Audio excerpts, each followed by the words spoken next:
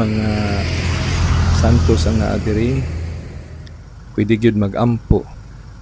Nya nay kapilya pag gyud nga ginatukod karon.